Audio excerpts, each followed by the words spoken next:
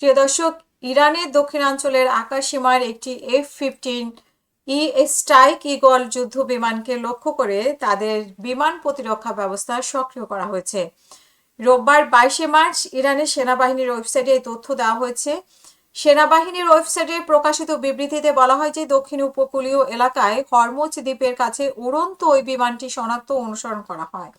পরে একটি স্থলভিত্তিক আকাশ প্রতিরক্ষা ক্ষেপণাস্ত্র দিয়ে সেটিকে লক্ষ্যবস্তু করা হয়। বিমানটির বর্তমান অবস্থা জানতে তদন্ত চলছে বলেও জানানো হয়। আইআরজিসির পক্ষ থেকে বলা হয়েছে যে শনিবার মানে 21শে মার্চ ইরানের দাবি করছে যে তারা কেন্দ্রীয় ইরানের আকাশসীমায় একটি ইসরায়েলি F-16 যুদ্ধ বিমানকে লক্ষ্য করে হামলা চালিয়েছে।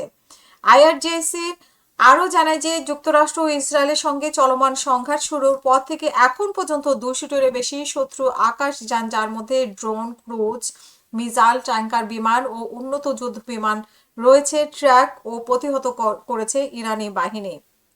সংস্থাটি দাবি করছে যে সংঘাত শুরু হওয়ার পর ইরানের আকাশসীমায় আরও দুটি যুদ্ধজাহাজ, একটি মার্কিন F-15 এবং একটি F-15E কেও লক্ষ্য চালিয়ে হামলা করা হয়েছিল। উল্লেখ্য, 28শে ফেব্রুয়ারি ইসরায়েল ও যুক্তরাষ্ট্র তেহরান সহ বিভিন্ন ইরানি শহরে যৌথ হামলা চালায়, যাতে ইরানের তৎকালীন সর্বোচ্চ নেতা আয়াতুল্লাহ আলী খামেনি সহ জ্যেষ্ঠ সামরিক কর্মকর্তা ও বেসামরিক নাগরিক নিহত হন বলে দাবি করা হয়। এরপর ইরান পাল্টা ক্ষেপণাস্ত্র ও ড্রোন হামলা চালিয়ে ইসরায়েল এবং মধ্যপ্রাচ্যে যুক্তরাষ্ট্রের ঘাঁটিগুলো স্থাপনাগুলোকে লক্ষ্যবস্তু করে।